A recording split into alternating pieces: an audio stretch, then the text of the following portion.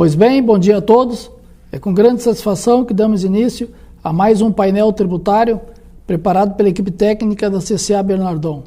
Eu me chamo Reginaldo da Silva dos Santos, tratar da legislação federal, e na sequência o colega Luiz Antônio irá tratar da legislação estadual. O primeiro assunto que a gente traz para apresentar aos senhores diz respeito à resolução do Conselho Gestor do Simples Nacional número 172 de 31 de março. Essa resolução ela adiou a entrada em vigor da obrigatoriedade de emissão de nota fiscal de serviço eletrônica pelo MEI, microempreendedor individual. Estava previsto para 3 de abril a entrada em vigor da nota fiscal eletrônica, mas agora é somente a partir de 1º de setembro de 2023 que o microempreendedor estará obrigado à emissão da nota fiscal eletrônica. Então, essa nota fiscal vai ser num sistema nacional, né? Além disso, nós temos também a questão da transação tributária pelas empresas optantes pelo Simples Nacional, que está em aberta a possibilidade dessas empresas transacionarem seus débitos, né, que estejam em contencioso administrativo fiscal nas fazendas estadual, federal, estadual, municipal e distrital.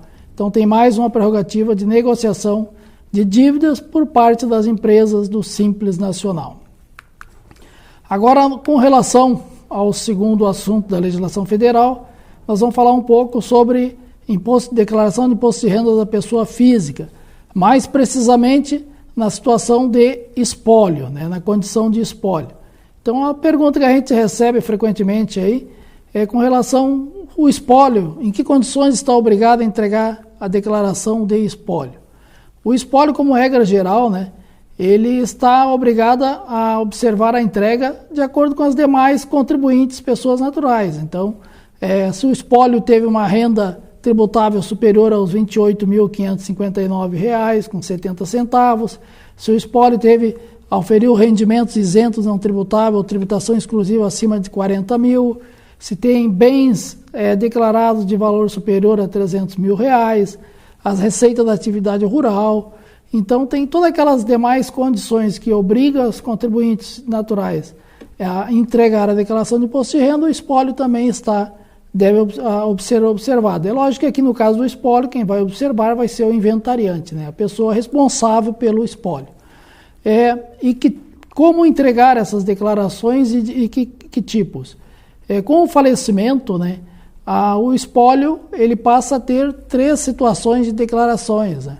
3 tipos. Então, seria a declaração inicial, as declarações intermediárias e a declaração final. A declaração inicial, no caso de espólio, né, é aquela que corresponde à declaração do ano do falecimento, né, da pessoa física. Então, com o falecimento, a declaração do ano é a declaração inicial.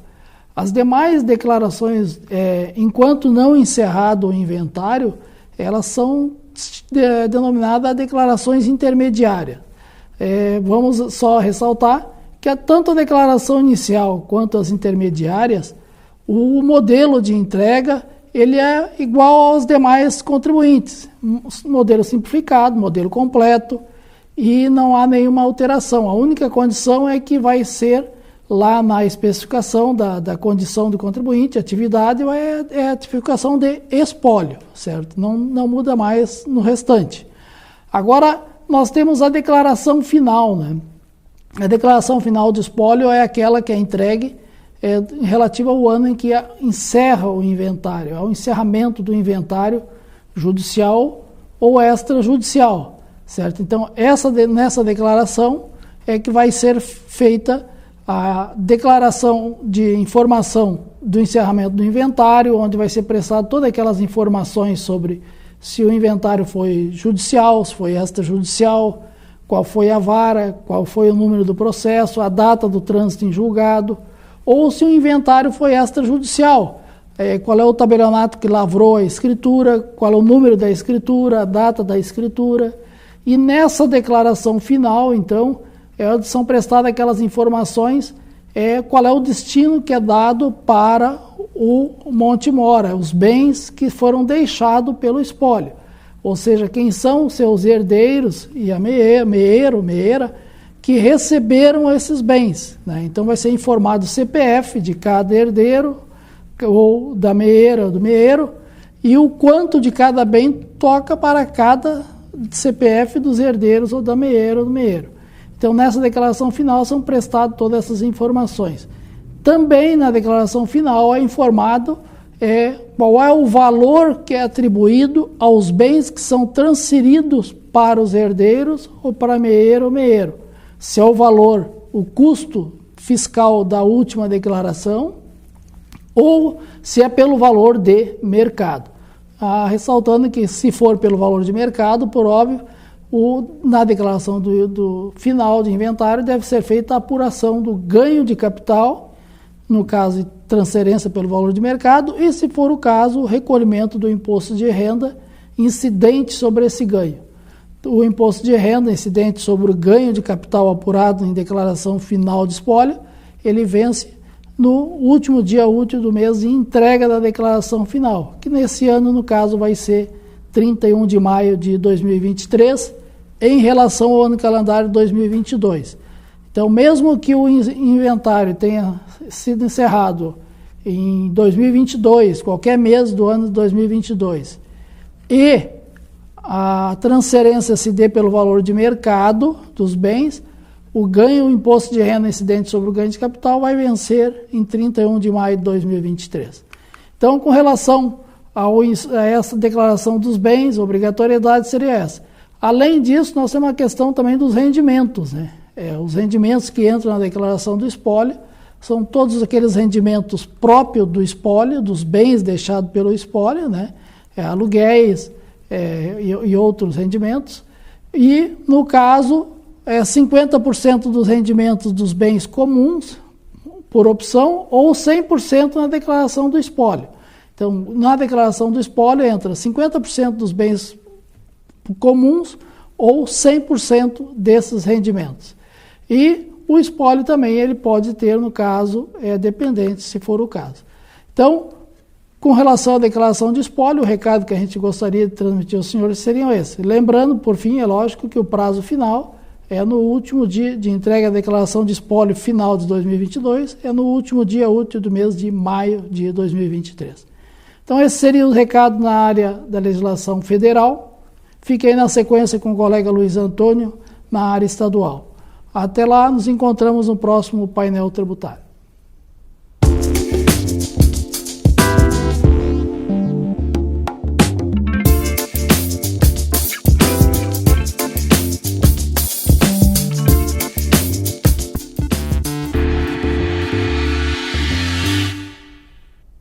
Bom dia a todos. Passamos agora para as alterações da legislação do ICMS do Estado do Rio Grande do Sul. Tal como na semana passada, um dos assuntos importantes que vamos tratar aqui é referente à tributação monofásica do ICMS dos combustíveis. Considerando os diversos atos legais publicados sobre este assunto na semana passada, nós vamos mencionar resumidamente aqui os principais. O primeiro diz respeito a que o Rio Grande do Sul não ratificou o convênio número 11, que ele estabelecia o regime de tributação monofásica do ICMS a ser aplicado nas operações com gasolina e etanol anidro combustível, de acordo com o decreto 971, agora do dia 4 de abril de 2023. A rejeição do convênio 11 foi seguida também pelos estados de Minas Gerais, Rio Grande do Norte e Mato Grosso. Então, estados que seguiram, então, rejeitando o convênio 11, e como no CONFAS é necessário que haja unanimidade na aprovação dos convênios, esse convênio ficou realmente rejeitado. Também foi prorrogada a monofasia para 1º de maio para as operações com óleo diesel A, biodiesel B100, óleo diesel B, GLP, tudo de acordo com o convênio 12 de 2023, do qual nós comentamos algo na semana passada. Então, ficou prorrogado, então, o início da vigência, né, da tributação monofásica, especialmente, né, que nós destacamos aqui para o biodiesel B100, né, para 1º de maio de 2023. Também foi publicado no portal da Nota Fiscal Eletrônica, no dia 3 de abril de 2023, a Nota Técnica 001 deste ano, na sua versão 1.11, alterando a data para entrada em produção das notas fiscais, né, com esta questão da prorrogação para 1º de maio. Já o convênio número 15, que trata do regime de tributação monofásica do ICMS a ser aplicada nas operações com gasolina e etanol anidrocombustível, nos termos da Lei Complementar 192 de 2022, estabelece procedimentos para o controle, a apuração, o repasse e também a dedução do imposto. De igual forma, foi prorrogado de 31 de março de 2023 para 30 de abril de 2023 o crédito presumido do ICMS aos estabelecimentos fabricantes nas saídas de biodiesel B100, conforme o decreto 56.970, agora de 2023.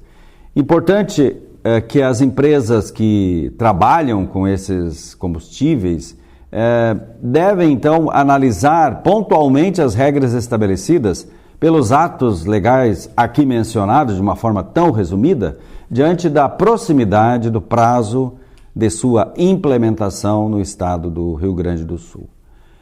Mencionamos aqui de passagem uma notícia divulgada também no dia 3 de abril agora de 2023, no site da Secretaria da Fazenda do Estado do Rio Grande do Sul, na qual a Receita Estadual, por meio da Central de Serviços Compartilhado de Autorregularização, está iniciando um novo programa de autorregularização para o setor de medicamentos e cosméticos. Os contribuintes podem regularizar as pendências, efetuando o recolhimento do valor devido até 31 de maio de 2023.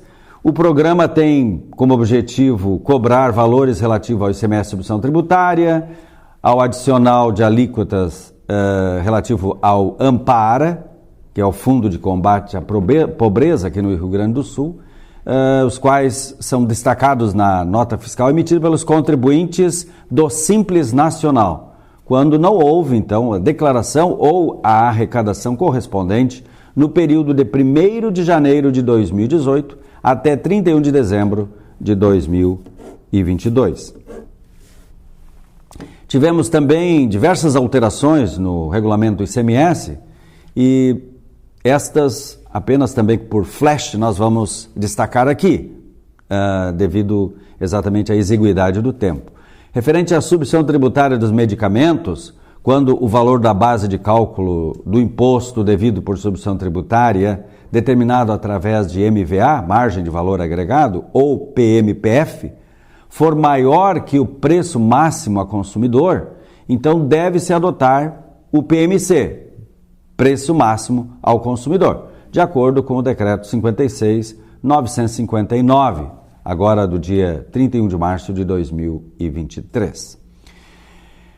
Foi autorizada também a transferência dos saldos credores acumulados de ICMS nas aquisições de máquinas e implementos ou equipamentos de estabelecimentos industriais, fornecedores e destinados a integrar o ativo permanente de estabelecimento da empresa adquirente situada aqui no estado do Rio Grande do Sul. Está permitido também até 30 de junho de 2024 a aplicação do diferimento do pagamento do ICMS devido na importação de mercadorias destinada à comercialização pelo estabelecimento importador inscrito no ICMS do estado do Rio Grande do Sul e que tenha firmado o termo de opção pela apropriação do crédito fiscal presumido, previsto lá no artigo 32, que refere-se a esta questão da importação com diferimento do imposto, né? Então, seria o inciso 193 do artigo 32. Isso quando o desembaraço, né, ocorra através de aeroporto internacional localizado em outra unidade da Federação, desde que o desembaraço aduaneiro ocorra em território gaúcho, segundo especifica o Decreto 56961, de 31 de março de 2023. Outra alteração importante foi a prorrogação de 31 de março de 2023 para 30 de abril de 2023 do crédito presumido de ICMS aos estabelecimentos fabricantes na saída de biodiesel, B100 no caso, né, nos percentuais que a legislação especifica, né, segundo o que determina também o Decreto 56.970, do dia 4 de abril de 2023. E está prorrogado de 31 de março de 2023 para 30 de abril de 2023 o crédito presumido de ICMS concedido aos estabelecimentos que exercem atividade econômica de fabricação de produtos do refino de petróleo e de gás natural, em substituição ao regime normal de apuração. Por último, tivemos uma alteração normativa quanto aos procedimentos para a inscrição do contribuinte junto à Secretaria da Fazenda do Estado do Rio Grande do Sul, estabelecendo inclusive regras específicas para a transferência de titularidade de estabelecimento, inscrição em unidade residencial, conforme a situação. Isso você pode, então, conferir na Instrução Normativa número 26, agora do dia 6 de abril de 2023. Então, eram essas as informações da área fiscal quanto ao ICMS do Estado do Rio Grande do Sul que gostaríamos de transmitir aos senhores. Encerramos assim o painel tributário da CCA Bernardon, desejando um bom dia, uma ótima semana a todos e até o próximo painel tributário da CCA.